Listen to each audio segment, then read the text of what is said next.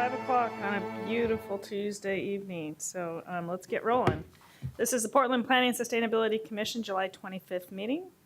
On the agenda today, we have items of interest from commissioners, followed by the director's report. On the consent agenda, we have consideration of the minutes from June 27th. That will be followed up with a briefing on Unreinforced Masonry Seismic Retrofit project.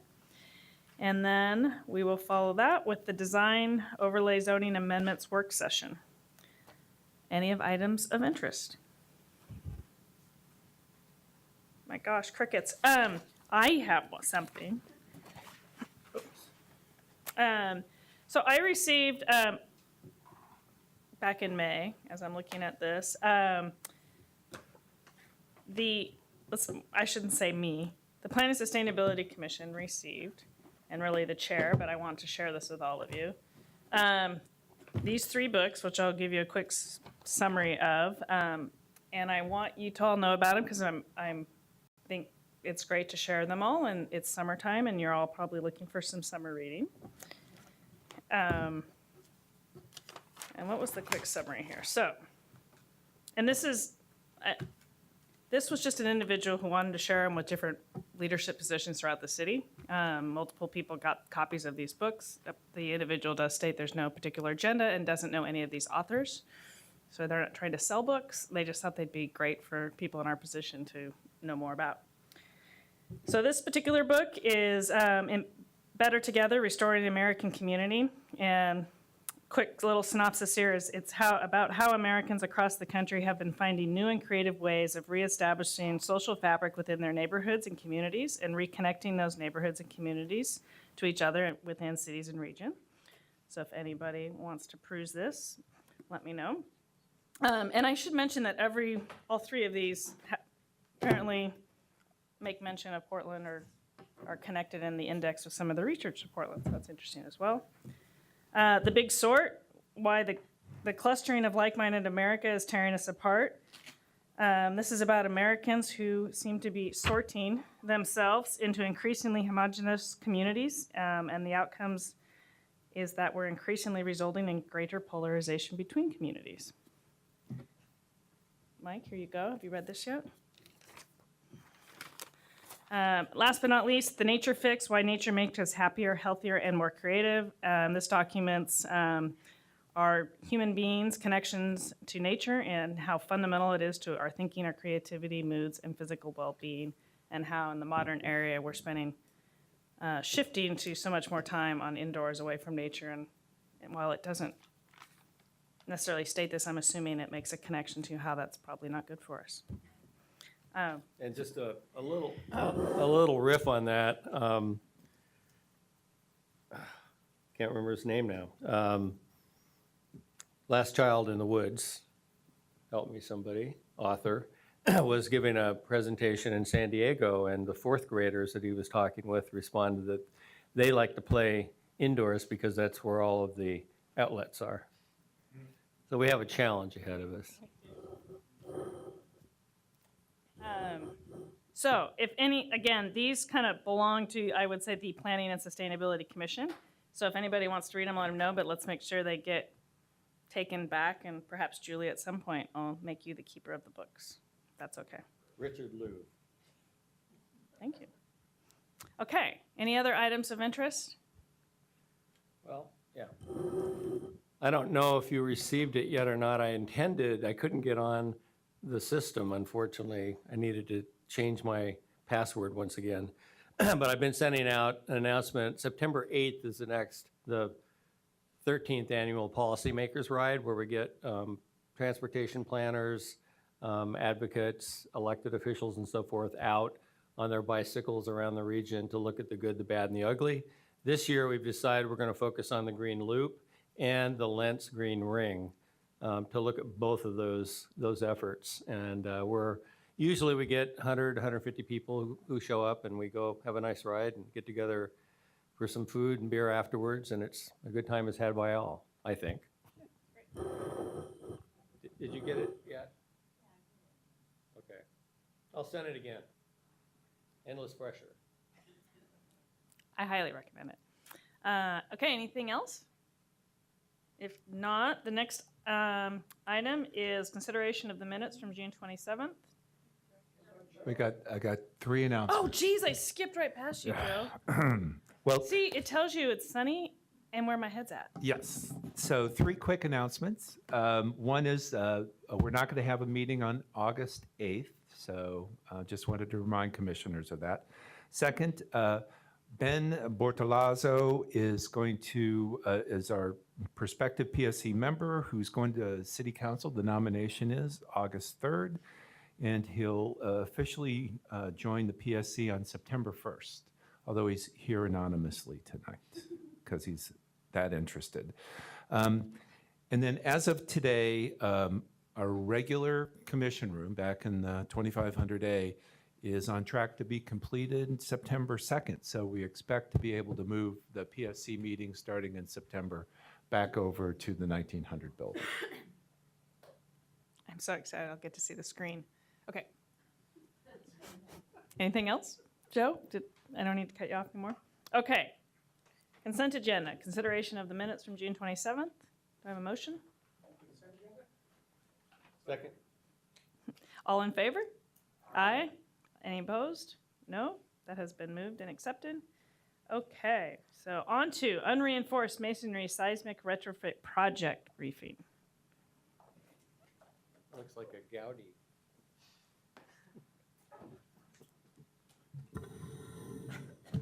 Thank you, Chair Schultz.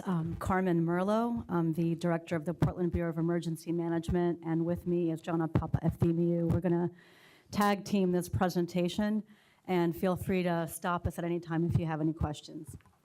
And Julie, what button do I press to advance?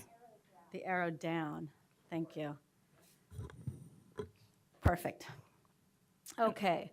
Well, you're probably already familiar with the Cascadia subduction zone earthquake, but that is not the only seismic risk that we have here in Portland. We also have several local crustal faults, including one that runs right through downtown Portland and one on the east side of the river.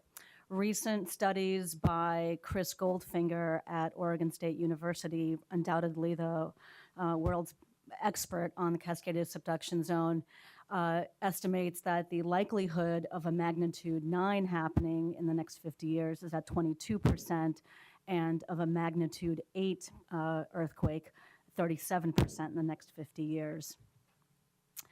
So why do we care about unreinforced masonry buildings? Well, primarily because these buildings were never intended to withstand seismic shaking.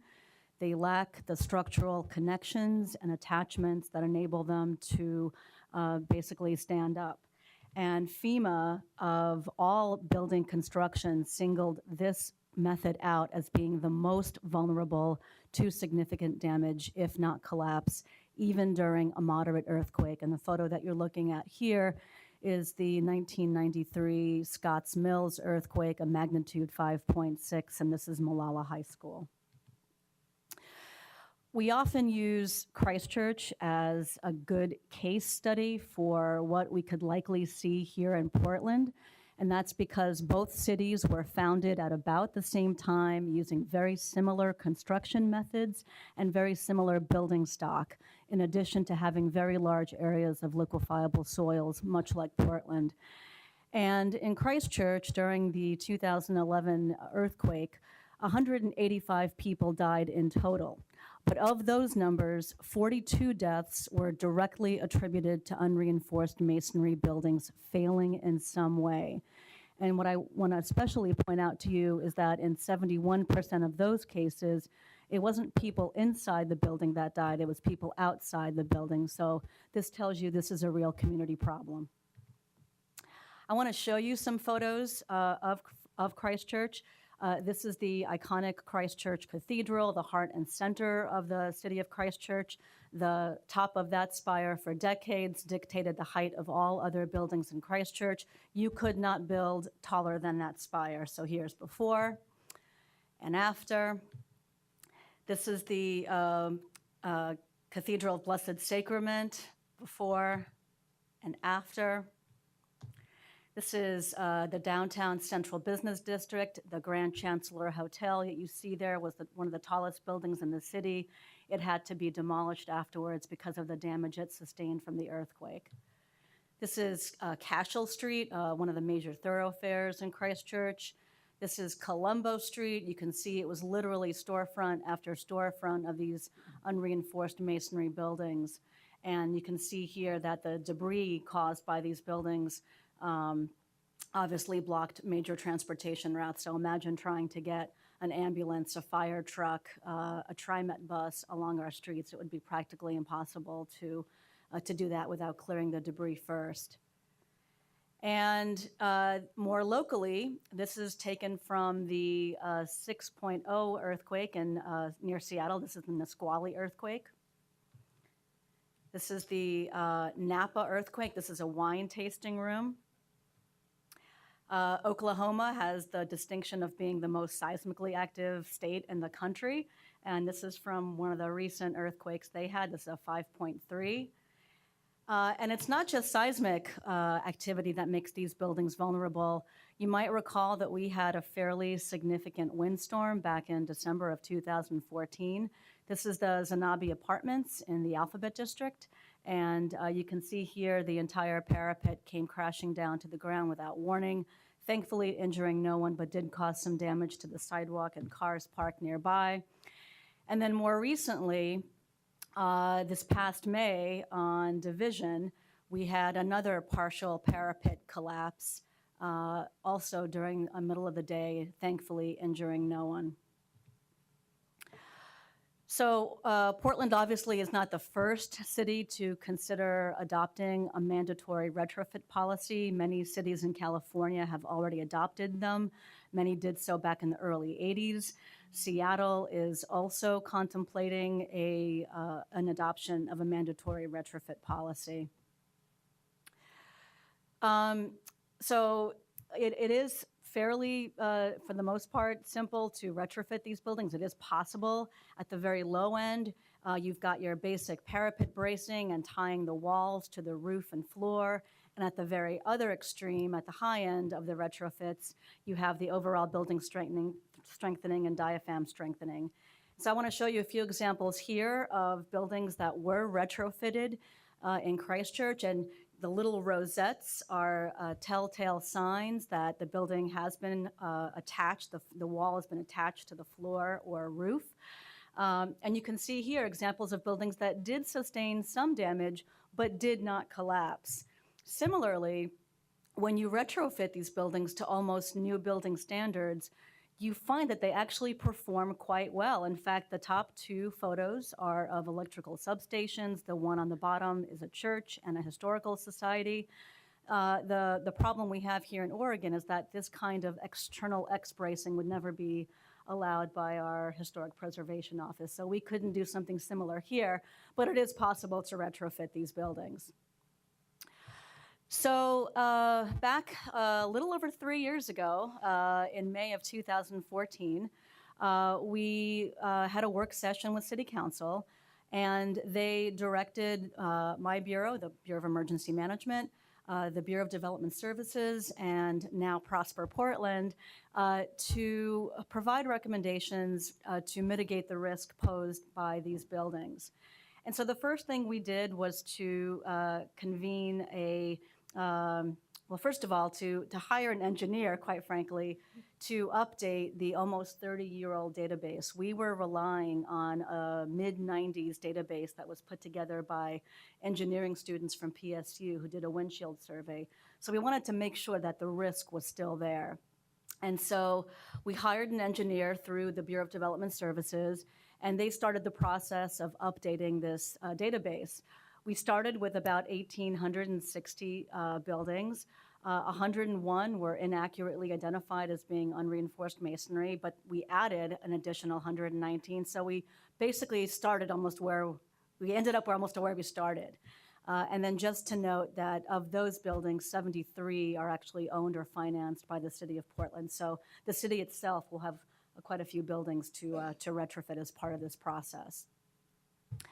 And since 1994, a little over 150 buildings have been demolished, and about 260 have had either a partial or a full upgrade. And clearly, at this rate, it would take another 100+ years before we would mitigate the risk posed by these buildings. Quite a few of the buildings, about a third, are historic, either contributing or on the national or local landmarks. And if you look at where they're located, well, they're really located all throughout the city, but primarily concentrated in Old Town, downtown, Chinatown. And if you look closely, you can see that they're also along our major transportation routes. So along Foster and Powell, Sandy, MLK. So what that tells us is that we're going to have a lot of debris to clear from our emergency transportation routes before we can get crews back on the road. And I also want to point out the area in shaded orange represents areas of liquefiable soils. So we expect likely those buildings would perform maybe a little bit worse because of the liquefiable soils. Just a little bit about their characteristics. About 89%, 79% are either 1 or 2 story buildings, and 10% are over 4 stories. They're predominantly used for commercial uses. About, is it, I can't, 14, so 1% is other, and I forget what that includes. Oh, there's a bowling alley. Yeah. There's a bunch of oddballs in there. And I'm going to turn it over to Jana to take you through the rest of the slides. Thanks, Carmen. So PBEM, Prosper Portland, and BDS jointly initiated a policy-making process that was intended to be transparent, to be informed by best professional practices, and to reflect the judgment of a range of interested stakeholders. We started with the science of buildings, and so the first committee we set up was the Retrofit Standards Committee, and it was composed of architects, engineers, and a geologist. They met for about 7 months to develop proposed retrofit standards that were based on engineering research and on practice in other jurisdictions that had mandatory retrofit requirements. They developed classes of URM buildings based on risk, recognizing that not all buildings need to be retrofitted to the same standard or on the same timeline. They focused on risk posed by the building, so its height and size, its occupancy, so the number of people, and also the vulnerability of occupants, children or hospital patients, and then the function of the building, particularly whether it had a critical function like for utilities or emergency response. They agreed on the following classes based on risk, and the standards that they give here for the upgrade level for each are defined in the American Society of Structural Engineers, standard number 41, but the level is also for the layperson descriptive. So for the critical buildings, they need to be operational after a disaster. That could be a hospital, a police station, a utility substation. Class 2 buildings, which include schools and high occupancy buildings, so things that have a lot of people inside that are large, they're looking for damage control, which is something a little greater than basic life safety. It's a building we expect could be repaired and reused after a disaster. URM Class 3, which was the biggest class by far, obviously, and it's most commercial buildings, they're looking to a modified Bolts Plus standard, which is a basic collapse prevention life safety standard. For most of them, a few buildings in that category are, if they have structural irregularities or other things that would put them at greater risk, then they would look for them to do a little more work. And then finally, URM Class 4 buildings are just those that pose the least risk, so they're not very tall and they don't have very many occupants. And in that case, we're looking for a standard that basically protects people outside the building, so bracing the parapets and doing other things that would prevent the building from collapsing and harming people on the sidewalk or nearby. This is the timeline that they came up to accomplish the upgrades. So this timeline, and to a certain extent, the standards that I showed on the previous page have been modified from the initial proposal as the process moved forward. But the expectation now is that most buildings will be assessed within the first 5 years. Then within 10 years, they'll brace the parapets, chimneys, cornices, things that are at risk of sort of falling off. That's the least expensive work to do and kind of get a big bang for your buck there. Then in step 3, that's where you would anchor the roof to the walls, add the floors to the walls, and sheath the roof. So additional 15 years. And then step 4 is getting all the way to a complete seismic upgrade. So that includes more intrusive interior work, and so that has a longer timeline. And for most privately owned buildings, we're expecting that there's a need for greater financial incentives before owners would be able to undertake that work. So this is just sort of a visual representation of the steps of doing the retrofit. So step 1, you remember, it's just the assessment. Step 2, it shows you bracing the parapets. You're attaching the roof to the walls, and you're doing the roof sheeting and in-plane shear attachments. And then in step 3, you're attaching the other floors, so not just the roof, but all the interior floors to the walls.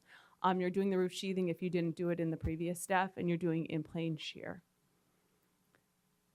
And then the last step, this is where you have to get inside the building more to do the work. So this would be sheathing the interior floors, which can mean replacing interior finishes, displacing tenants while you do the work. This is where you really get it to the standard that you want to be, but it's also the part that gives property owners the most heartburn, for sure. And this is the other part that gives property owners the most heartburn, which is paying for the work. We made a strong effort, the committee, to get cost estimates for retrofitting these buildings by building class. It turns out it's kind of difficult. Costs can vary a great deal between buildings, even of the similar era and size, just depending on all the modifications that have been made to the building since it was built. It's also true that seismic retrofitting now is most often done in combination with another major renovation, so it's sort of hard to tease apart the costs for the seismic versus the other work that was undertaken at the same time. However, we did find a few case studies of Portland buildings that were seismically retrofitted, and we were able to compare those, some published numbers from FEMA that are sort of averages, and they seem to line up, so these are the costs that we went with and the numbers that I'm presenting here. After we did our work to develop some cost analysis, we sought an independent cost-benefit analysis from an outside consultant, Ken Gettle, who has done a number of these and who specializes in this type of work. He found that these were the typical benefits as shown, with the lesser costs of retrofitting corresponding to the sort of better ratio. It's important to note that this analysis just looked at the most quantifiable hard costs, so the design, construction, and relocation costs, and then the most quantifiable benefits, so avoided property damage, avoided casualties, injuries, deaths. It didn't sort of look at try to value neighborhood character or historic value, and it also didn't look at the economic benefits of job creation in doing the work. So obviously, this analysis shows that from the standpoint of the economy as a whole, the work is worth doing, which was encouraging to us in doing the work. But as people on the committee pointed out, it also doesn't answer a question of what's the optimal level of retrofit or what's the fairest way to pay to do the work. So who benefits, who pays is something the committee spent a lot of time talking about. So the Retrofit Standards Committee sort of passed on their work and recommendations to the Support Committee, which was looking at the financial side of things. This committee included folks in finance, building owners, developers, insurance, so people who are familiar with how people develop, manage, and pay for work on buildings. This committee found that just as each old building is unique and needs different strategies to retrofit it, each owner has quite different needs depending on what kind of entity they are, for-profit, nonprofit, association, individual, what their taxes, income, debts, access to capital are. They looked at the financing mechanisms that other jurisdictions relied on in both voluntary and mandatory seismic retrofit programs, and they identified approaches to distribute subsidies. They had a harder time finding sources of funds to create the subsidies, but these are their primary findings. So in terms of financial support and incentives, this is where we're at now. There is a seismic CPACE in development, which is an attractive financing mechanism for owners because it allows them to finance a retrofit like a tax assessment, so it doesn't become another debt. but it doesn't actually provide funds. It's just a way of structuring the deal. Senate Bill 311, which passed last month, allows local jurisdictions to grant property owners a 15-year property tax exemption on all the improvements on their property in order to pay for seismic retrofitting. So SB 311 and CPACE together could be a good financing mechanism for a number of private owners.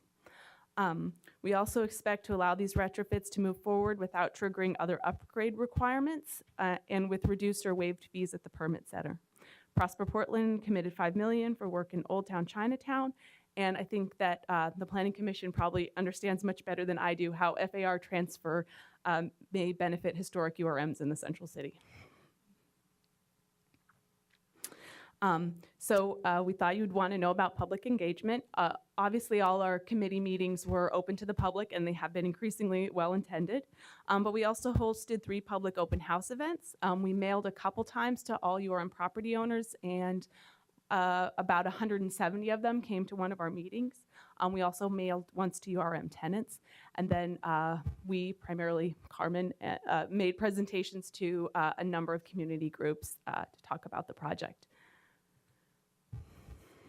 So a quick summary of where we are with the policy recommendations, which include the standards and the financial supports I mentioned and some other program elements that I didn't detail. But we're moving towards a mandatory retrofit. We expect to hire, we expect to hire, sorry, we changed the slide a little bit. No, it's okay. The committee struggled a lot in terms of 2 particular uses, affordable housing, and churches and not-for-profits, because the financing mechanisms that we put in place are primarily tax-based, so if you don't pay taxes, they don't benefit you very much. And so where the committee is at right now is that they'd like to give a longer timeline for affordable housing, but if the Housing Bureau comes forward within the next year and says that they think that they are going to need that timeline to do all the work, and there's reasons, even in addition to the money, that it's pretty tough for affordable housing, because if they have to move tenants out to do the work, those are vulnerable populations, and it's hard to find another place for them to stay while they do it. So they're working through how they may do it. But so that's one. And just to clarify, Yeah. a timeline extension beyond step 1 and 2. Right. Yes, thanks. And then also to say that buildings that were upgraded since 1993 when the building code changed don't need to go back and do little increments of additional upgrades. And then also to say that churches need to do steps 1 and 2, so that really low-hanging fruit to brace the parapets and stuff that easily harms people on the sidewalk. But then after that, the committee's recommendation is that not-for-profits simply do placarding. So as Pastor Anderson suggested, they will put up a sign which says, perhaps die with us today, but gain eternal life at St. James Lutheran Church, an unreinforced masonry building. So we've talked a lot about what the sign's going to say, but that is basically the recommendation now. We also talked about sort of logistics of the program. There needs to be some enforcement to make the program go. We'd like to see voluntary placarding of URM buildings that have been retrofitted to give credit to those building owners that have done the work. The committee has talked a huge amount about tenant notification without reaching a final recommendation. A lot of building owners, probably not surprisingly, aren't keen on notifying all their tenants that it's a URM. When we did the tenant open house, we found that many of the people who came didn't know that their building was a URM when they moved in. So that's something I'm sure we'll talk about again at our next meeting. And then the other recommendation for a public education campaign, so for Portlanders in general to know about the risks of URMs. So the next steps is we're hoping to get a final policy committee meeting in August. The policy, maybe September. A lot of people want to go on vacation. The policy committee's recommendations will be to Prosper Portland, PBEM, and BDS. So then it'll take us a minute to finalize our report and think about the implementation program that we bring forward to council. And then we anticipate coming to council in the first part of 2018. And that's the last slide. Thank you very much. Appreciate that. So do we have any questions for? Yes, go ahead, Eli, and then Chris.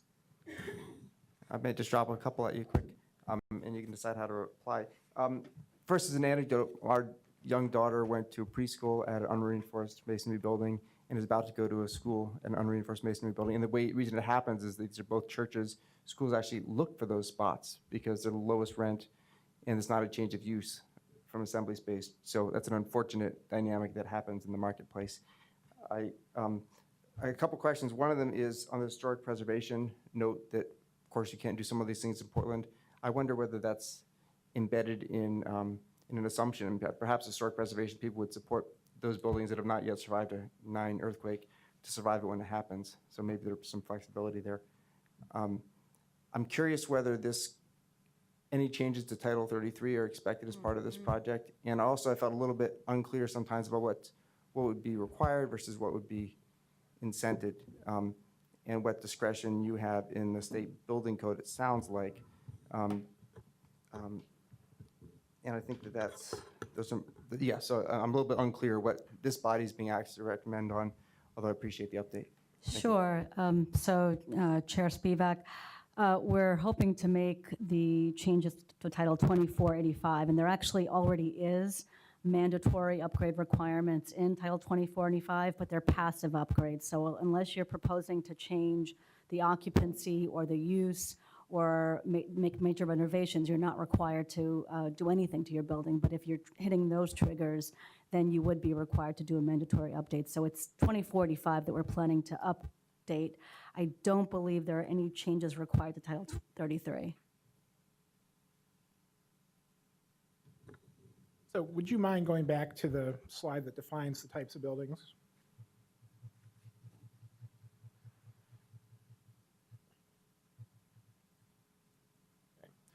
So I understand that the first priority is to make sure that the buildings aren't killing or injuring people during a seismic event. For these different classes, what's the expectation about the usability of the building after the event? I think it really, sorry. Chair Smith, I think it depends on the earthquake. So if it's a moderate earthquake, these buildings could actually perform quite well as long as they're retrofitted to some extent. If it's a Cascadia subduction zone that lasts 2 minutes, I doubt very much many of these buildings, unless they do a full upgrade, are going to be usable afterwards. So it depends on which earthquake we get. Okay, so I guess I'm wondering about the property damage avoided benefit calculation. And since we know we have a major event in our future at some point, as that probability increases, does the benefit cost analysis basically make property owners more motivated to do this at some point in the future than they are now? Is there sort of a time curve where it becomes more and more in their interest to take this expense on? So it's although earthquake prediction, it's not quite like weather. It's not like the 100-year storm. Like if 100 years go by, then it seems like it's going to happen any minute now. So probably on our timelines, like it's not true that it's not true that like the earthquake's more likely next year if it doesn't happen this year. So in that way, it's not real. I don't think it's getting more financially. Yeah. Any other questions? Andre, and then did you have something? No? So when you look at the buildings and I guess the affordable housing, that's a decision at the Housing Bureau then in terms of their timeline to upgrade? Yeah, what the Housing Bureau has served on the policy committee, and what they've said is that they may be able to meet the timelines that we propose, but that they're uncertain because they have a limited capacity. And so what they'd like to do is wait and see what the final recommendations are, and then they will come forward to City Council within a year with a plan to retrofit all the publicly financed affordable housing, and that at that plan will demonstrate whether they can meet the timelines, or if their plan shows they can't, then at that time they'll ask for an extension. And then to the tenant notification, are the buildings identified on a public website? Yes. The Bureau of Development Services has a searchable map on their website, And you can also print out a Excel spreadsheet of all the properties. So they are searchable and viewable on BDS's website. Thank you. Just real quick, to piggyback on that, have you thought about integrating that into Portland Maps? So when you call up a property, it just is listed right there? You know, isn't it already?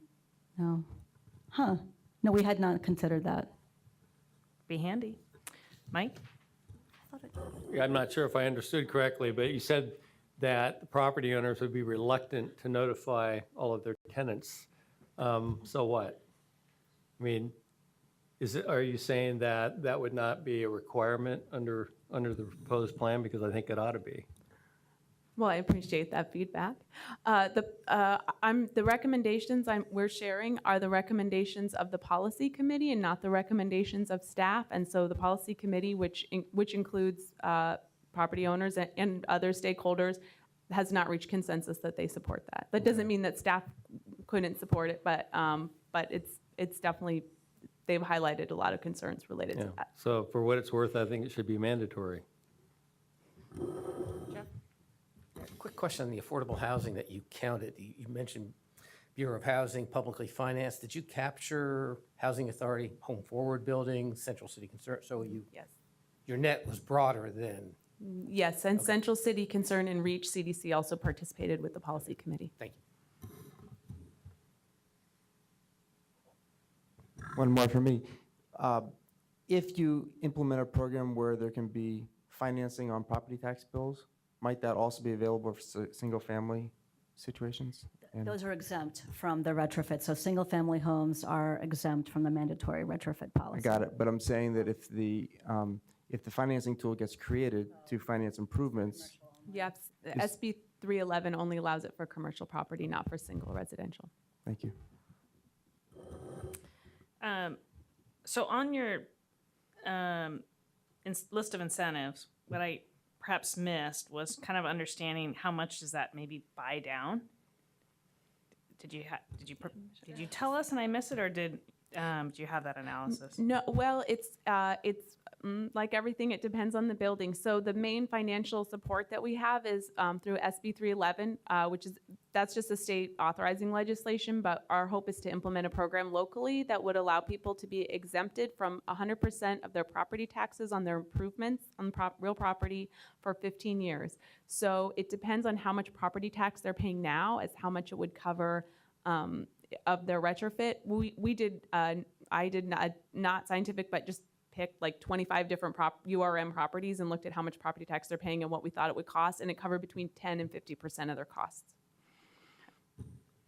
And then,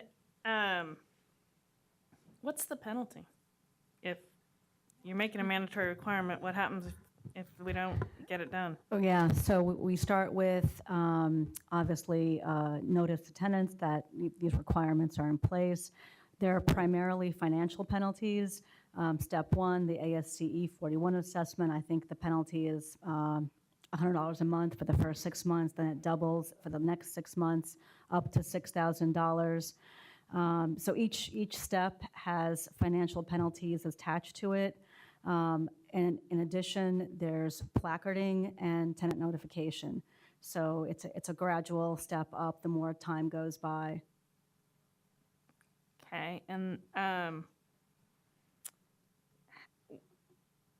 do you have a gut feel from your stakeholder committee, how many owners would decide to just vacate and let their building stand there with no upgrades, nothing happening, falling apart?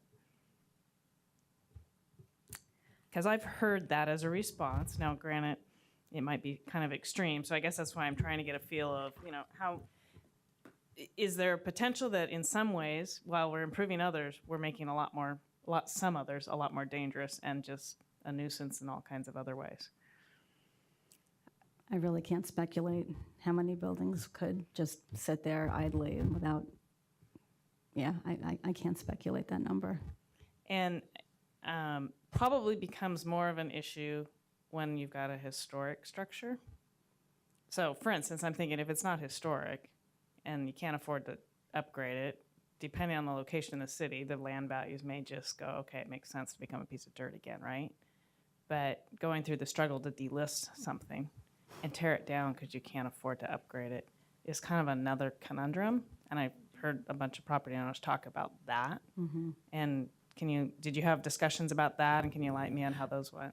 We did. Brian Emmerich, who's on the Landmarks Commission, is also a member of the policy committee. And his concern was actually not that historic buildings would become a financial burden and not be torn down, but that one of the criteria for demonstrating to the Landmarks Commission that it's okay to issue a demo permit for a historic building is that there's no financially viable use of the building. And so he felt that folks might point to this, to URM mandatory retrofit and use that to quickly demonstrate that there was no way they could afford to retrofit it. And so, so we would see a lot of demos of historic buildings, which is not a good outcome either, but is different from sitting vacant. And so to state that again, sorry, I had another thought, so my bad.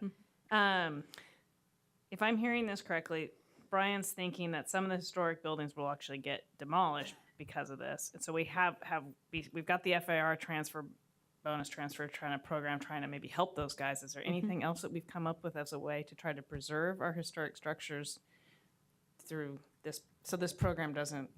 Well, there is, you're probably familiar with this also, but there's historic tax credits. We PBEM in the city have advocated for a state historic tax credit, which could also support that. There's, in addition to the sort of tax benefit that you get from being a landmark, there's a credit for doing retrofit work on historic buildings or even just old buildings. So that's a benefit.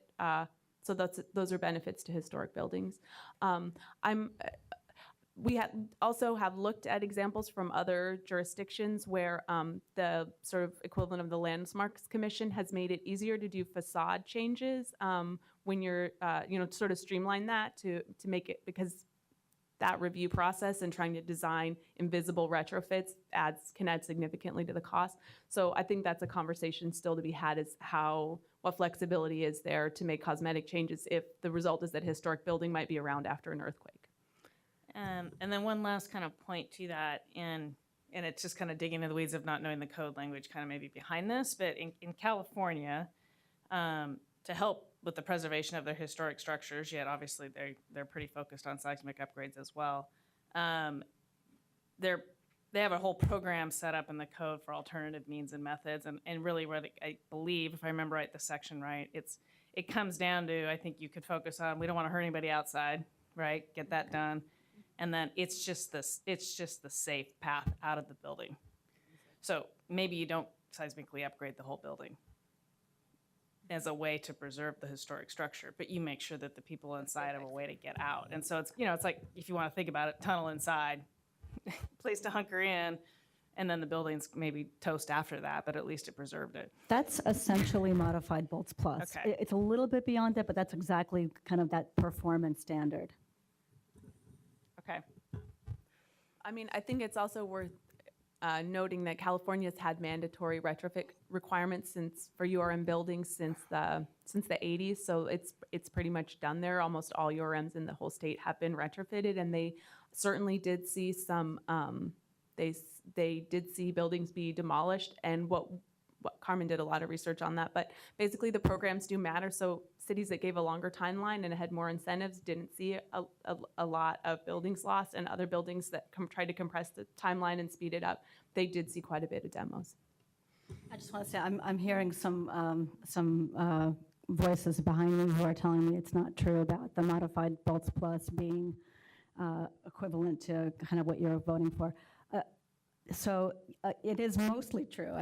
Modified Bolts Plus is a little bit higher than what you're suggesting, but it's certainly less than life safety, which is where you see greater upgrades based on the building irregularities or other weak story buildings that require a higher level of upgrade. Well, I guess I would encourage you then to perhaps, and I'd be happy to try to track it down for you, to review what California is doing in their code. And I'm not sure it's the answer for Portland. I'm not saying that by any means. But, if it's a way to preserve some of our historic districts and structures, to offer kind of an alternative analysis path is really what it comes down to instead of a prescriptive path. And obviously, it's something that has to get approved and go through a process, but it may be something we find as a helpful means to save those structures. Any other questions? Prolong this, but I'm just, as you're talking about other ways to preserve historic buildings, you dismissed out hand, it seemed like, the idea of external bracing, like we saw in the pictures of Christchurch, and I've seen that in other cities. Is that a financially, is there a lot of financial benefit to a building owner if they would be able to do external bracing, or is that a nominal difference in cost? Well, to be clear, we're not dismissing it. We think that's a perfectly acceptable retrofit. It's our State Historic Preservation Office that we've been told would be outright opposed to it altogether. Does the city have the authority to do that, or does the state have the authority to not allow the city to do it? I believe the state has the authority not to allow the city to do that. Well, I find that curious because Landmarks just had a case in front of them that I believe SHPO was in disagreement with, but Landmarks voted on as positive. So it'd be interesting to understand maybe the relationship there better. I'm no expert there, but. My understanding is they want to continue to claim the historic tax credit, then they need to do something that accords with the SHPO rules because it's a state tax Right. that they're seeking exemption from. But certainly, I think the landmarks the city can give permission to do what they want and they can do it. They just might lose their tax benefit. Okay, that makes more sense to me. Anything else? Well, we greatly appreciate you giving us this briefing and appreciate your time. Thank you. I toss in one announcement I thought about. I just learned on the news, maybe you guys all knew the fossil fuels code update? People all know that that was struck down by LUBA? Yeah. Okay. And it was a lesson to me, while we're changing people, that LUBA can strike down things based on enforcing federal constitution. I didn't know they enforced that clause, but it also means that they enforce things like the Clean Air Act and Clean Water Act. So if we ever find that our comprehensive plan is challenged or something like that because it doesn't comply with one of those, that would actually be a legitimate challenge to LUBA. So I've learned something through that process. I'm sad that this is taking the route, but I guess some people in better than know than I would have known that the fossil fuels code update was going well past city council from day one. I didn't realize that. As long as that came up, I would suggest people read the case, because I think it's interesting reading and it's useful background for knowing how one organization has looked at the balancing of policies and the Commerce Clause. Would you mind forwarding a link to the, perfect. And then just real quick, I want to say to the gentleman who had his arm raised in the back room, it's a briefing, so we don't take testimony or questions. But if you want to stay after, I'd be happy to hear what you have to say. Or you can email us, and then you don't have to stay. Mike. Okay, so next item on the agenda is the design overlay zoning amendments, and this is a work session.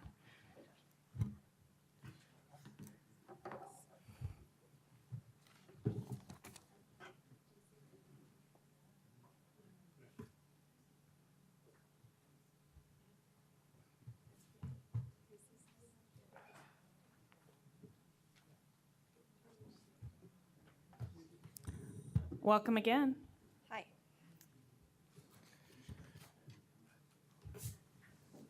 I don't know if I should wait for them to get food. Oh, you know what? Start, go They right in and actually can start? multitask pretty well, especially when it comes to food. So let's get going. All right. So I don't know if it's good afternoon or good evening because it's not quite 6, but I'm Phil Namany. I'm with the Bureau of Planning and Sustainability. Hey, guys, if you could be polite and And with me is Laura Lillard, also with Bureau of Planning and Sustainability. We actually have our whole, I think, project team for the DOZA, at least on the BPS side. We've got Love Johnson, Sandra Wood, and Catherine Hartinger. And then I also saw Stacy Monroe from BDS, who, of course, will be tasked with implementing whatever comes out of this and are involved in design overlay zones and design reviews on a daily basis. So we're going to go fairly quickly. We just have a couple slides that we're going to go through. And if you recall, we were here about a month ago going over the scope of the new design overlay zone amendments packages, and the 2 phases, actually 3 phases, including the administrative process. So we're going to spend more time today talking about the a discussion on the purpose of design overlay zone. And so just to kind of give you a quick kind of what we see as the agenda here, we're just going to talk real briefly about purpose statements in general in the zoning code, We did talk to the Design Commission last week, or actually maybe it's about 2 weeks ago now.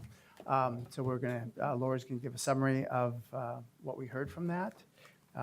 And they took a look at the design, the purpose statement that was part of your packet. And I actually do have extra copies here if people need them. And then we're going to just open it up for discussion. And that's what the bulk of this session will be.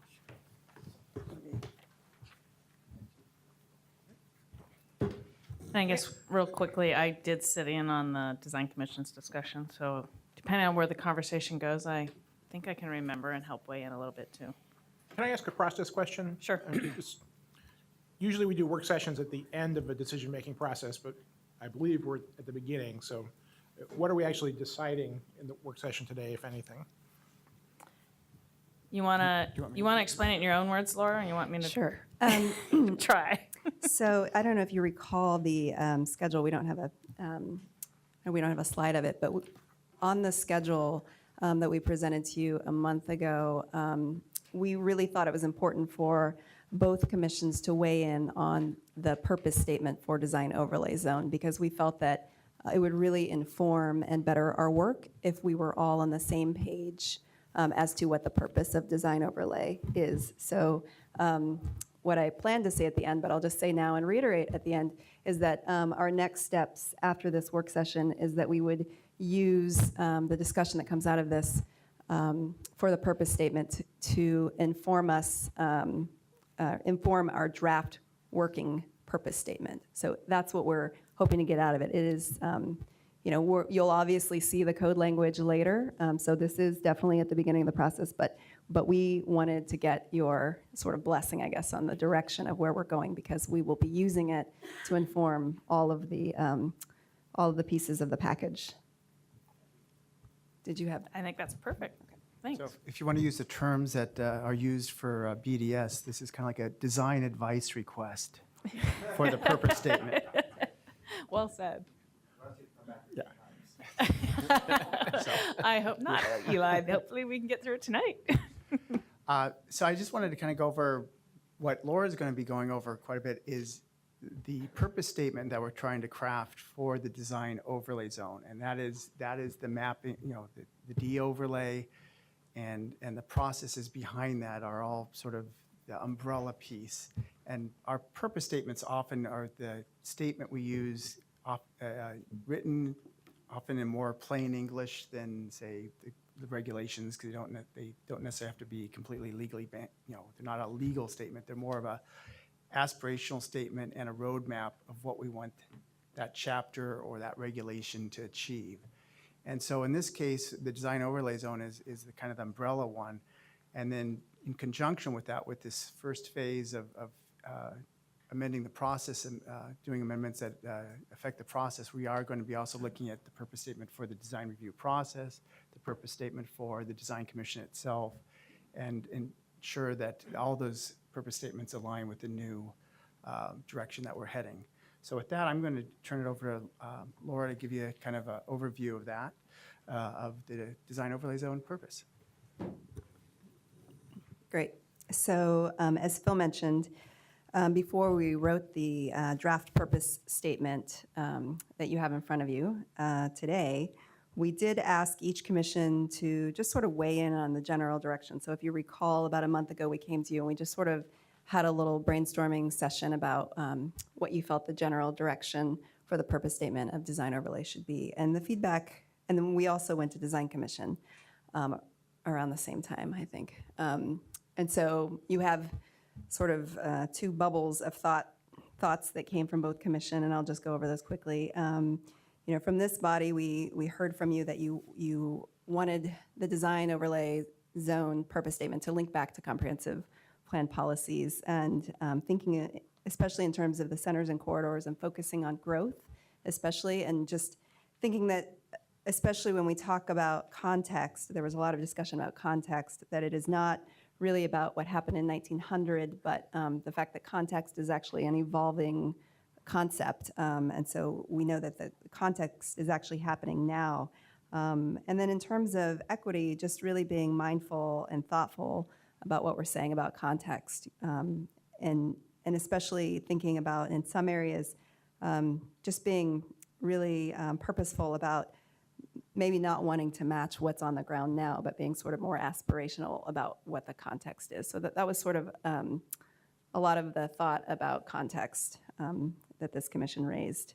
Design Commission talked a lot about the purpose statement being sort of simple and clear, but also aspirational. That they really talked a lot about design excellence, that's sort of the goal and sort of the bar to be raised with this design overlay, that it's a value add. And they talked about, really making this about people's experience, how people experience place, because these are the, as you all mentioned, the areas where the city is growing the most. So they talked a lot about that being a place for people. Again, as similar to this body, thinking about the future, not just sort of, preserving in amber what the context is on the ground today, but just also about the evolution. And then, of course, that word context came up again with the Design Commission, and just being really clear and defining what context means.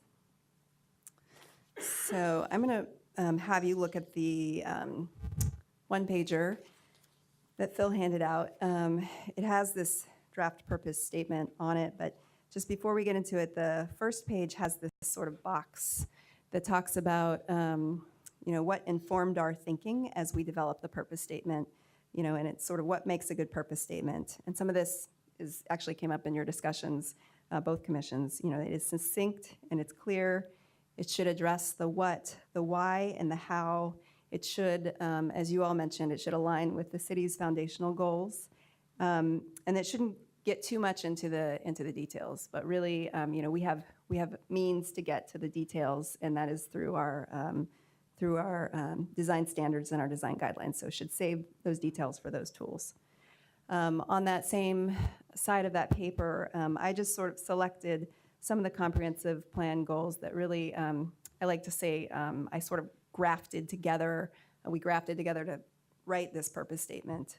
Certainly, there were other goals in chapters 3 and 4 from the comprehensive plan, and those are, the urban form chapter and the design and development chapter that informed the draft purpose statement. But especially those 3 goals, you'll see actually exact language that was lifted from them and in front of you on this purpose statement. So if you turn the page, you'll see sort of a clean copy of the purpose statement. Of course, I underlined the verbs because sometimes as we're writing these things, we get distracted by the verbs, and we spend a lot of time on the verbs, and I think that is all good and fair, and we can certainly talk about the verbs. But I also want to make sure we get the clauses. The clauses are also, sort of the meat, but not to knock the verbs. The verbs are really important. And then just, we've had many discussions with you through both the assessment and, of course, in our first conversation with you about the purpose, the 3 tenets. And so those are highlighted in front of you as well. So just wanted to draw your attention to those things. And then before we sort of read through it, that next sort of grouping of purpose statements, you see the current purpose statement and the paragraph breakdown and sort of the what, where, how, what of the current purpose statement. And then this proposed purpose statement, and just really trying to simplify, what are we saying about this? Where is it? And actually that third line should say the why, and then how are we doing it? So I'm just gonna read through with this sort of annotation, because I think it just sort of helps us to understand kind of the direction of this thing that you see in front of you. So the what is the design overlay zone strengthens Portland as a city designed for people. It supports the city's evolution. Where? Within current and emerging centers of civic life. Why? Aspiring to achieve design excellence in people's daily experience. How? It does this by fostering new development and redevelopment to, and then these are the 3 tenets, build on the context by enhancing the distinctive physical, natural, historic, and cultural qualities of its location while accommodating growth and change. Contribute to a public realm that encourages social interaction and fosters inclusivity in the human experience. Ensure high quality and long-term resilience in the face of changing demographics, climate, and economy.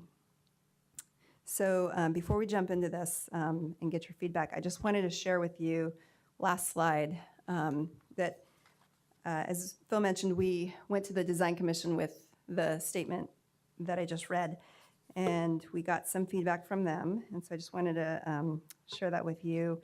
The Design Commission felt that they wanted some language in there to recognize, and they weren't really sure exactly how to put it, so that first bullet has it in quotes, just recognizing that there's some approved land use laws that they're forwarding, so they wanted to make sure that it was clear that they were forwarding the approved direction of the city. And I think the spirit of that is wrapped up in that this is really intended to be about growth. And so this is sort of standing on the shoulders of the comprehensive plan and the zoning that enables development to be tall, be shaped in a certain way, be set back in a certain way. So it's sort of sitting on that context. The third tenet, that bulleted, ensure high quality and long-term resilience. There was the notion that quality seemed to get a little bit lost in that clause, and that was recognized as a notion that's really discussed a lot at Design Commission, and they felt that the way it's stated now just kind of buries it. So they wanted us to make that a little more prominent. Not too different from what we heard in the beginning discussions, just understanding a little bit about context, and specifically historic context. What does that mean? And making sure that this is the place for it. Does it belong here? And it was one of the discussion points. One of the other thoughts was, does this need to be Portland specific? And that's something that you all should weigh in on. Or is it okay and more appropriate to leave the specificity of being about Portland within the context of the standards and guidelines themselves? Is it okay to not be as Portland specific here in the purpose statement? And then, do the three tenets at all belong in the purpose statement? That came up towards the very end. Do we need these three tenets? So I'm going to show these at all. And the compromise was met that the Design Commission sort of agreed together that really, let's keep the three tenets. They're important to mention, but let's take out everything but the yellow. So that was sort of their last kind of point of feedback. That the yellow is just really succinct and the rest of it is too much. So that's sort of where they landed. Yesterday, Design Commission had a retreat actually, and the three tenets were brought up again, and this isn't on the slide, the last slide, but I just wanted to mention this to you because it's also a point that I think you all should discuss. And we talked about the three tenets, context, public realm, and architecture, as opposed to quality and long-term resilience.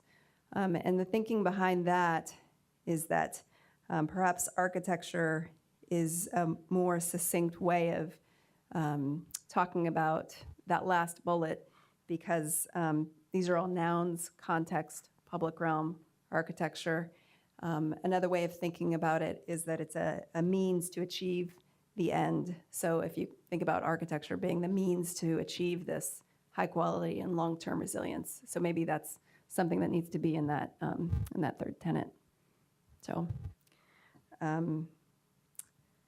think that's what I want to kick off the discussion with. Mike is all ready. Go for it. Well, no, I personally do not like the notion of using only the yellow highlighted. I think it's really critical that the context includes the physical, natural, historic, and cultural qualities of the site. It's not. I don't think we should think of design as only about the building, only about high quality architecture. It's about how does the building fit into the environment that it's in. I just don't think it's all that useful to cut out everything else outside the yellow.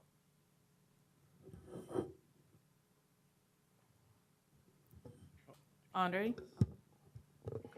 Oh, The Jeff stand-in? Yeah, I just wanted to second what Mike says, because sometimes the design is about the open space and the empty space, maybe either within the group of buildings or around the buildings, even more than it is about what color they are.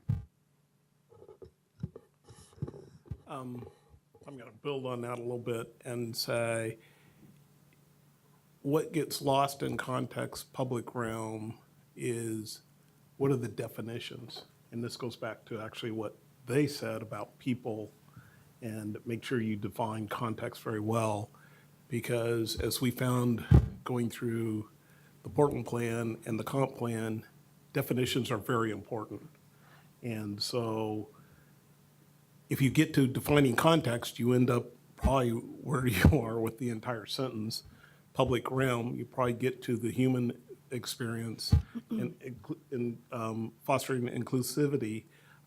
So it seems to me that you're in defining these one-word terms, you're going to write out each of the sentences. And so I get concerned when you're going to truncate and just use one or two words to define a whole message. Michelle? So I would leave the additional language in as well, just because I think it'll be more helpful to you when you're actually developing everything that flows out of this, to have our buy-in on, yeah, that's what we meant. Eli? I'm still, perhaps this is feedback from the design commission, the high quality in the last item seems very broad, and perhaps that's why it gets a lot of discussion, because it's so open to opinion. My instinctive response to the three categories is that it's an excellent way of sort of dividing discussion topics, put things into boxes. Oh, what are we talking about here? We're talking about number 3 or number 2. As a purpose for the design review process, I would still love to see public realm be number 1 on the list, that's how people interact with buildings the most. And I'm not sure I would include the high quality long-term resilience on the list, because it feels like that's something we should have everywhere in the city, not just the design, the de-overlay zones, and it can be attended to through codes. And where there's a quality discussion, it becomes so many opinions in the room. I'm not sure it provides direction for making crisp decision-making. So I guess that's my 2 cents. So I'll pile on, since I'm not seeing any other hands up. I absolutely support leaving the additional language in there. I think it's important, first of all, because it very clearly ties it back to the comp plan. And I think it does very clearly kind of broaden the discussion. I understand design discussion today spends a lot of time talking, let's say, about quality. But I think part of the assessment was to say it's time to broaden the discussion to more of the urban environment. And this is a great reminder to not only kind of serve how you build your work, but to what the discussion topic should be. It's interesting. I actually kind of support just leaving them following the way they were numbered in the comp plan. So I guess I wouldn't necessarily reorder them. I hear what you're saying, Eli. But high quality is not in your statement of goal 4D that I'm seeing yet got added. And I think it got added, I'm guessing, due to the discussion that Design Commission had. And that was one of their talking points from the bubbles that you were sharing. But it does seem to be something that was added into the set of the comprehensive plan bullet points that we've outlined. So I guess I'm kind of wavering on that myself.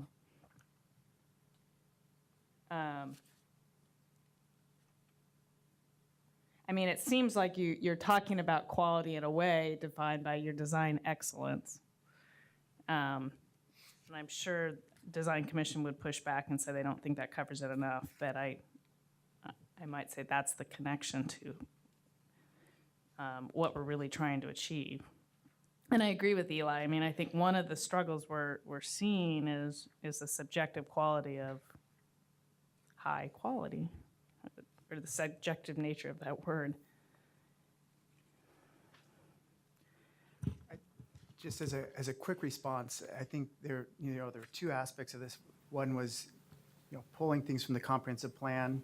The other thing was pulling things from the DOZA report as well. And if you recall, the DOZA report talked about, trying to group things into the three tenets.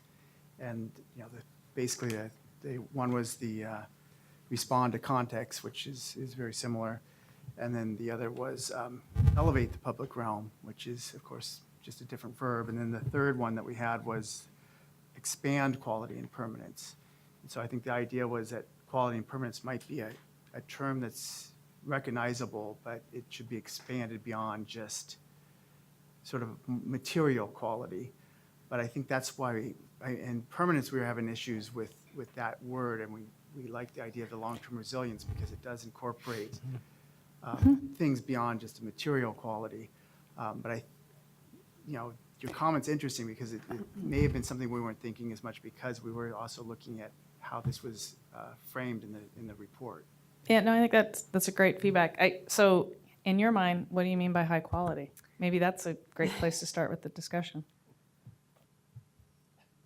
I just ask. Sure, just- Yeah, go ahead, Andre. A non-architect 30 seconds or question.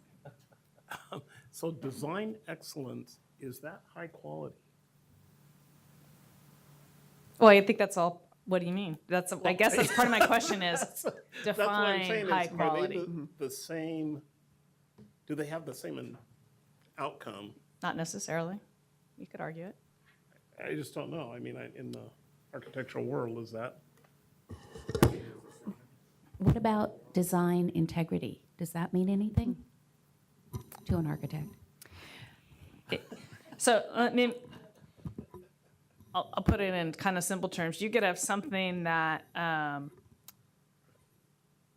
excellently, solves a problem well, but could be built to last a month. Go ahead. So is that high quality? Or is that not? Is it design excellence? Well, it was designed to solve the problem very well, but it doesn't mean it's going to, like I said, last forever. So they're not necessarily interchangeable, so that's a fair point too. So I just wanted to respond to the high quality and where did it come from. I was sort of briefly looking through it. It's been a little while since I did the grafting. I think the term high quality, you can find it in some of the policies in the comprehensive plan. The one and I'm not sure if this is where I got it, but there's a policy 4.7. Of course, this is under the design and development, guide development to help create high quality public places and street environments while considering the role of adjacent development in framing, shaping, and activating the public space of streets and parks. Now, of course, again, this is grafted, but high quality, was important in the design and development chapter of the comprehensive plan, and it's also very important in how design commission and design review staff reviews buildings. Yesterday during the retreat, and I'd have to just recall from memory, maybe you can help me, one of the commissioners talked about, maybe I have it in front of me, talked about quality being about the quality of the execution of the building. So, how shapes and spaces are arranged. So it's a little bit about that massing on the site, but then it's also about the materials and the execution of the materials. So how do those, you could have a high quality material, but if it's not executed well, if it provides leaking or things that just won't result in long-term resilience because you have to reskin or it makes the building not last, and that's something that they look for. So that's a little bit of a discussion on high quality. That is definitely this is definitely the focus of many a design review discussion. Go ahead, Joe. Resilience, I just wanted to bring up really quickly. We took a little bit of a turn from the word permanence, which comes up a lot. You always see quality and permanence together, and we took the cues from the comprehensive plan and used, the long-term resilience because we were sort of going a little bit above what we might think of as permanent to include, as the DOZA report suggested, think about high-performing buildings, think about green buildings, think about how a building is permanent in the future is not just about granite, but it's also about, can the building last through, the face of changing climate hazards? Is the building adaptable to a changing city, an evolving city? And I think that's an excellent change to go to resiliency personally. Yeah. So, and Joe, I'll let you jump in. Here's just a little bit of my consternation with the high quality. Are you talking Rolex? High quality. So should every designer be coming in with a Rolex, or is it okay to have? I'm sorry, I don't know my watches very well, but Timex, that's still going to last forever, still well made, might even go underwater, but isn't. Some people would say high quality, right? And so I guess that's what I'm trying to tease that out. And that's kind of where my head went first, but I think the way you describe the intent or the discussion of the intent, which is kind of back to my design excellence versus quality discussion, I agree with. I'm just worried about what you're implying by that. I just want to say a quick thing before I forget. Sandra likes to use the IKEA. Were you thinking this? Yeah. Sandra likes to think about IKEA furniture. You can probably say this better than I can, but and just to think about IKEA as bringing sort of quality because it functions well to the masses, right? Like it fits together. The furniture comes in a whatever it is, a box. It fits together. It's functional. It's purposeful. It's quality. Is it high quality? This is something that we've been sort of discussing back and forth. Does that qualify? It's not the joinery. Yeah. Well, yeah, So it's I back to don't the know. Rolex or the Timex, maybe. I don't know, right? I think that's what your alternative watch. Is it well designed? Yeah, that's a great discussion point. Joe was trying to jump in here. Well, no, Sorry, Joe. I'm going back a little 19th century here, and because I thought on that third bullet, high quality. I think design excellence is really what even the consultant was trying to get at in design quality or high quality, and that needs to be parsed. But maybe that's the kind of thing that can be fleshed out or parsed in the guidelines and the standards, which is, part of how this whole system works. But that resonates with me. I'm not saying that's the answer. In the old days, 19th century, they used to call long-term resilience permanent. So it was beauty and permanence. Remember that? That was, we don't talk in those terms anymore. Permanence and long-term resilience embody the same thing as far as I'm concerned, and maybe one's more 21st century because it's got both a systems and a technology piece built into it rather than just permanence. Here's just something to throw out. Does it work better just to remove high and just say quality? I mean, I think something that's a quality material is a great product typically. Sure. And maybe it's just that there's a struggle a little bit with the description of high quality and what does that mean? I don't know. Low quality. Right. I don't know. Yeah, that's fair. Just a quick. Go ahead, Honor. And a quick question about this issue of high quality, and I'll take IKEA and box furniture. Go back in my history.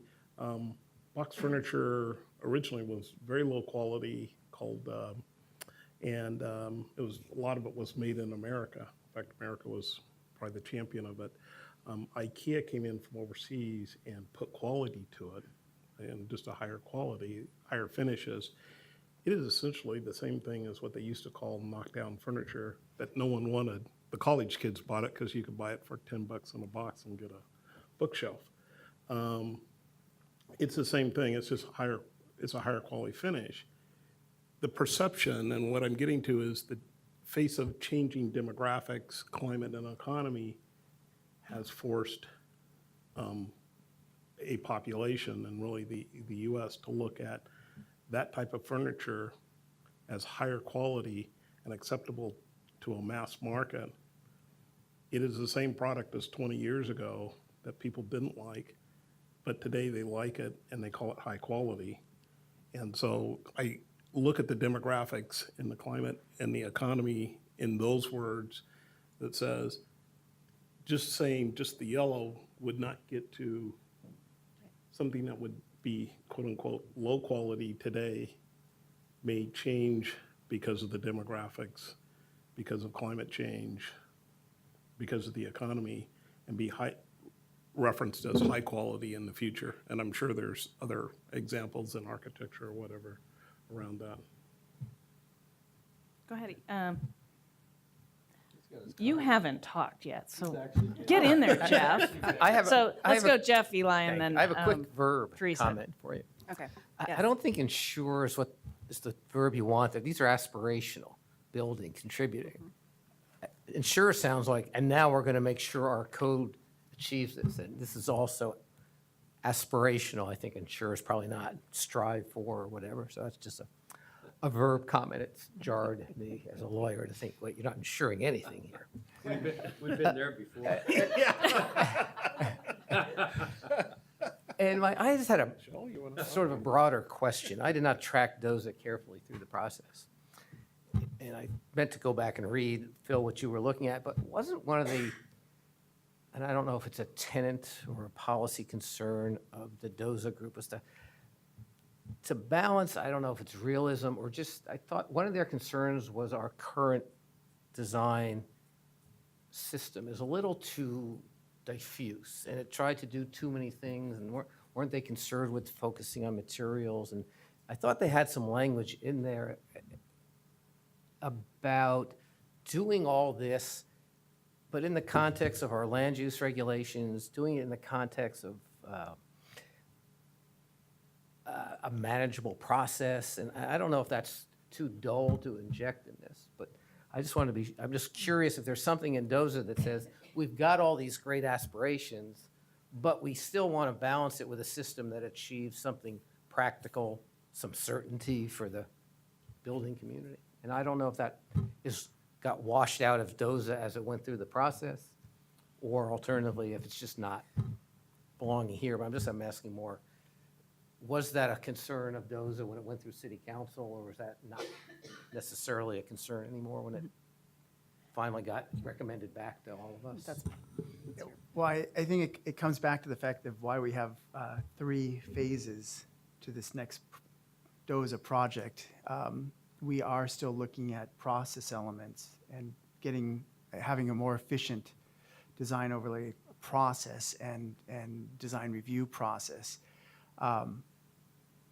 Whether that should be part of the purpose statement is, a question I think it's worth asking, but generally, a lot of times our purpose statements are supposed to be the aspirational kind of quality, and or, why is it that we have these kinds of zones? Why is it that we want to, regulate things a certain way? And then it's a sort of another question to kind of say, what's the most efficient process to get at that goal? And I think the stuff we're going to be working on in terms of reanalyzing the thresholds for the different types of reviews, what things maybe should be exempt, what things are not, whether we can align the process with the development process that architects often go through in terms of drawing up plans. I mean, a lot of that, we'll be thinking about this, but we'll also be looking at what, ways to achieve efficiencies. And then the tools is another way where, through providing guidelines and standards that are more clear and succinct, we should have a process then that is a little less confusing to get to the end game. And I appreciate that answer, Phil, and it's probably the right answer. But my only thought is as you're now going to design regulations under this policy, this broad aspirational policy, you're setting up a policy that says we're going to accomplish a hell of a lot with design review. I mean, we are going to address, demographics and climate change in the economy. We're going to foster. This is more of a practical concern I have, and I'm not suggesting you change any of this because I'm not going to weigh in on any of this, but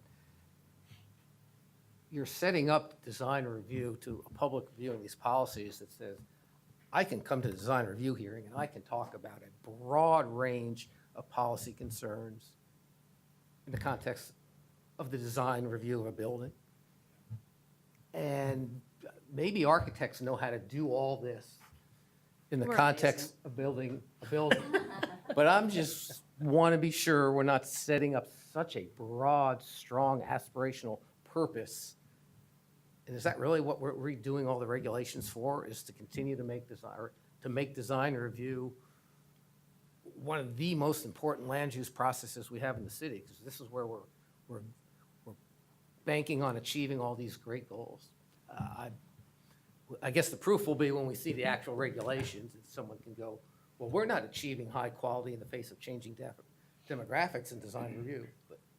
So I just throw that out as a caution, and maybe we can all come back to it in the months ahead. But I'm just wondering whether there should be something in the purpose statement that touches on balancing it with some certainty, something like that. And I think there was language in the DOZA report that had some language like that about, this is all great aspirational, but you have to balance it with a realistic approach that achieves certainty in the process. I just wanted to mention, this purpose statement serves those two tools. So one is discretionary, the discretionary design guidelines that are used in design review. The other tool is our design standards. So it's not all for design review in front of the commission or with design review staff. Some of it is some of the tools that will be used, that will be taking this purpose statement and sort of making them practical tools to use will be in the code. So this will be purpose for both community standards and discretionary review. That's correct. Even more reason to maybe give a nod to balancing. Mm-hmm. But that's not in your policies right now, and that's fine. So I had Eli and then Teresa, and now I see Michelle. Well, one possible addition would be to say at the end of the first line, consistent with applicable height FAR and setback regulations, or something like that, which I don't know if that was one of the first comments you mentioned from the Design Commission meeting, or maybe my ears are optimistically hearing that, but I would say that would be one way of reining in the range of debate. And then in terms of one of the thought on the public realm side would be, just since I'm harping on this one, I guess, is perhaps if the Design Commission had a person on it and on staff whose expertise and focus was that. I've been around a lot of architects where you have a lot of people who, in theory, train in school about the public realm interaction and end up focusing on just the building. And so I don't know, maybe that's already represented on the commission, but I think that having, a pedestrian activist or an open space advocate or someone who, dealing with the public realm represented in the group might help assuage my concern that gets left on the bottom rack when there's discussions on proposals.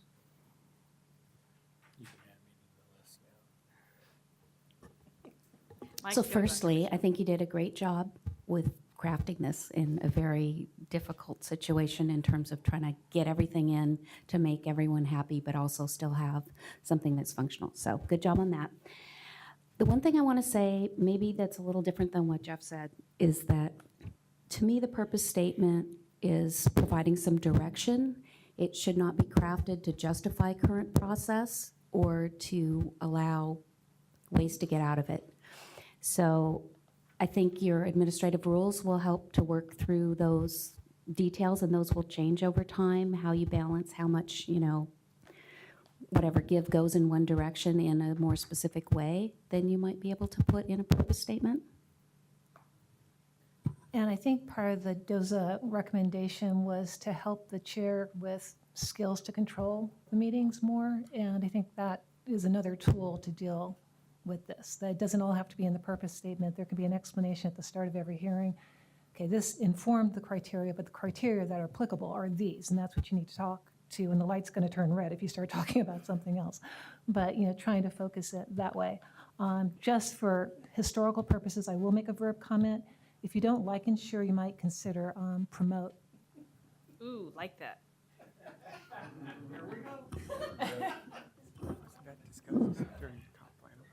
Well, yeah, I'll say I have my Vespa here tonight, so I don't need a ride home, so I can,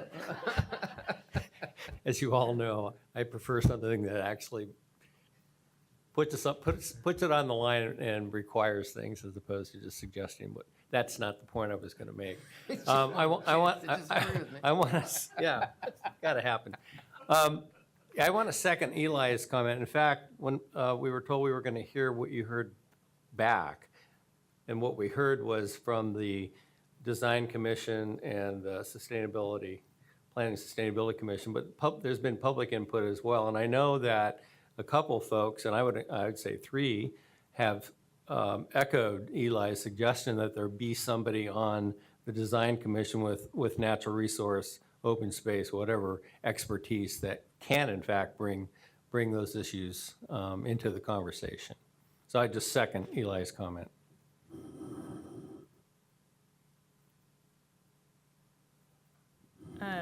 Maybe just a little bit on Jeff's point.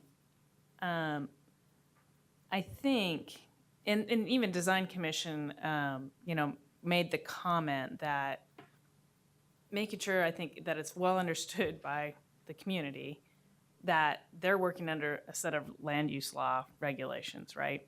And I don't know that it needs to be in the purpose statement because it should be assumed. But that being said, I think when you look at the purview of the Design Commission, which is, I don't think in the purpose statement, you could define these are the things that, are within your purview. So for instance, we've talked about this before, if you don't think height should be on the table for discussion, we could pull height off the table for discussion in that section of the code. So I think there's ways to address what you're saying in how we implement I wasn't it. suggesting redrafting. I was almost asking, is there something specific in the DOZA recommendations that should be reflected in here? But I agree. Obviously, when you get down to writing code, that's more important in some ways than your purpose. And just to reiterate, I think this came up before, but there actually is something, I can't remember if it's under the Design Commission section or under the Design Review section, that specifies the items that can be considered as part of the review. And that is going to be something that is going to be looked at most likely in this first phase of process improvements to determine both, how it relates to the new kind of changing purpose and how the tools are going to be developed, and also, anticipating some of the things that are happening at the state level that we've seen. And just to, your question about does that belong here, I think that's something that, you all could weigh in on. The current purpose statement, and I've included it in here, I didn't talk about it, but, it does give a how, and the how is not these sort of aspirational 3 tenets that we've identified through the DOZA assessment. It's, by using community design standards, or design review. We early on felt like we didn't really need to say that here. Like this should be the aspiration. And not necessarily the perfunctory by using this or doing it in a clear and concise way or making sure your tools were. So we did opt to, I guess to answer your question, we did opt to not put that in here because we were really wanting to use this as sort of what you, like you suggested, you guys are switched. But as I'm talking to both of you and saying different names, no, you don't have to do anything about it. But like you suggested, this is sort of more of the direction setting and not necessarily the how as it is in the current purpose statement, which tells us, and these are the tools we use to get there. Because we felt, I think just we took the tack that maybe that just belongs somewhere else. So I guess to answer your question, we sort of did make that decision, but welcome your opinion of whether or not we should be a little more perfunctory or spell that out here. We didn't. We went with the sort of 3 tenets as kind of a guiding direction because we knew that would inform the tools, both tools. We both agreed that the word fostering maybe is a little bit. It's a how.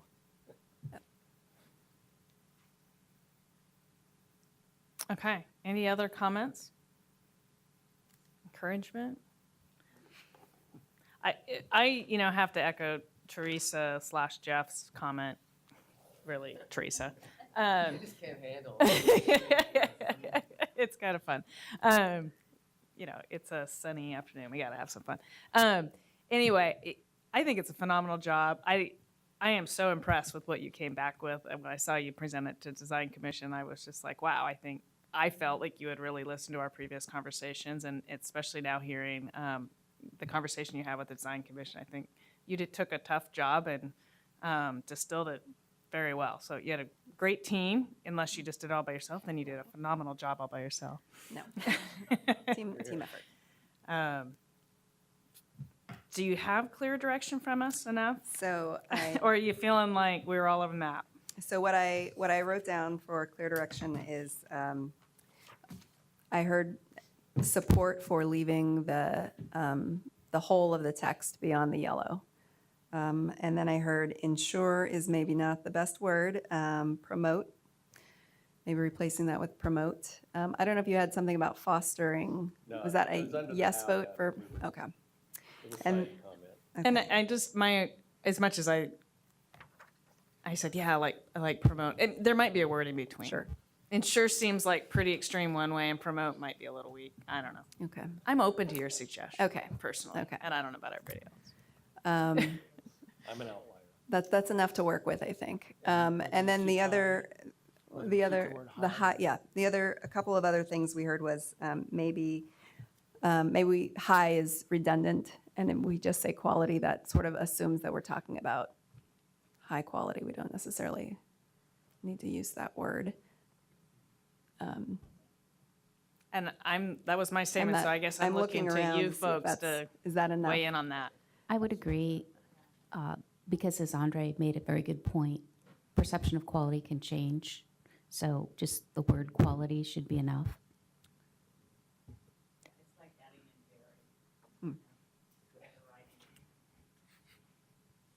How about just a show of hands if you want to take high out of that sentence, and that looks like it's fairly unanimous. Okay. There you go. Okay.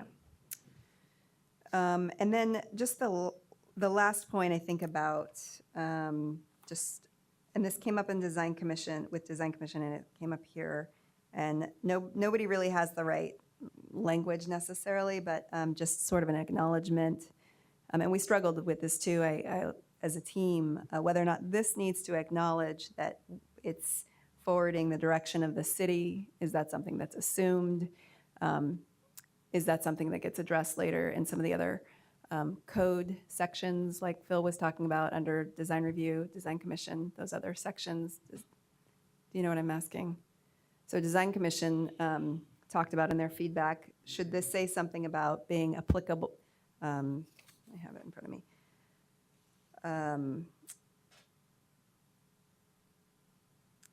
About including language about recognizing approved land use laws, or something about forwarding the direction of the city. Is that something that's appropriate here, somewhere in I the see you, beginning?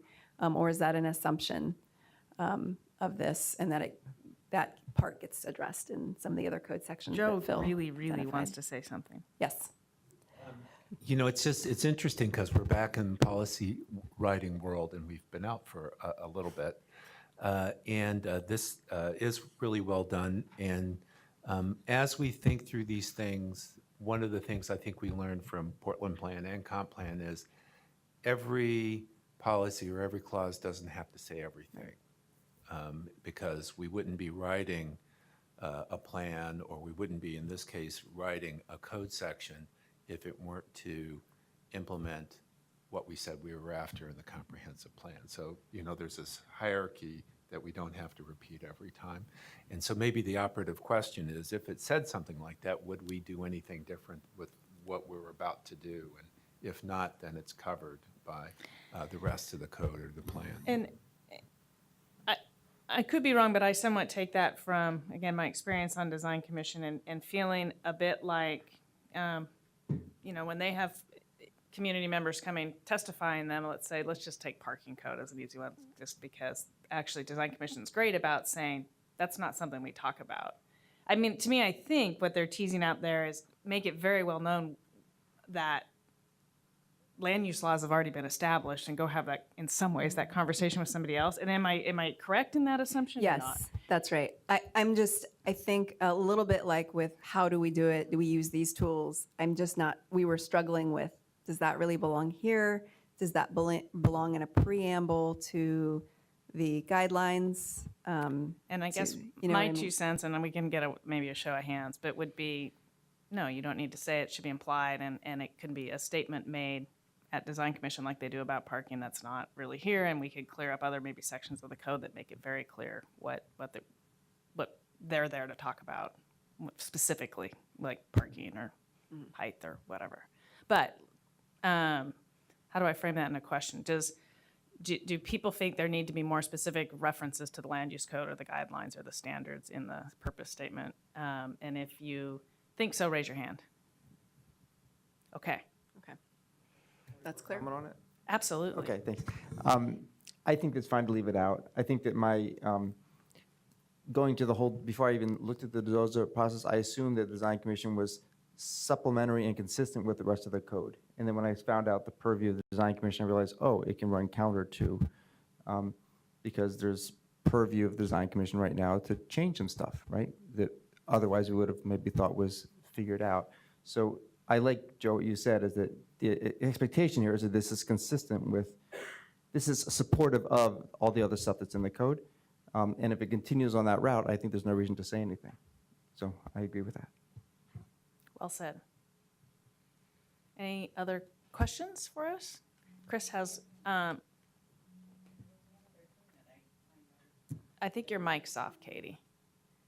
Thank you. I noticed that there was a couple of things that people brought up that I was agreeing with, so I remembered them. Okay. And that was basically that they built the context in the public realm, that we were interested in having people in the Design Commission that were specialists in that.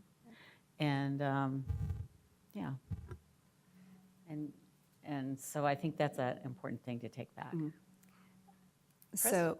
Oh, go ahead. Oh, I was just going to state that that is something that would be part of the code package that Phil is working on. And I'm assuming that it doesn't make it into this statement, but yeah, that is definitely feedback that will work its way into the rest of the code package on process. Chris? And I don't know if we came to ground on the order question.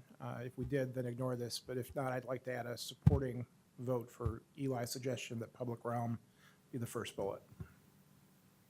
Yeah, I don't think we did. So let's just put it out there. If you want to switch the order of the bullets and put public realm first, raise your hand. Okay. How about struck? I think those are all equally important, so it doesn't matter what order they're in, they're all important. I would agree. And apparently alphabetical. Unless you change the last verb. No, even the last is promote, so we're good. Yeah, we can't use the word an A word. Demand. How's that? Okay. Any other questions for us? I don't think so. I think we managed to get through that and finish ahead of time. So with that, have a great evening, everybody. We are adjourned. Thank you for your time.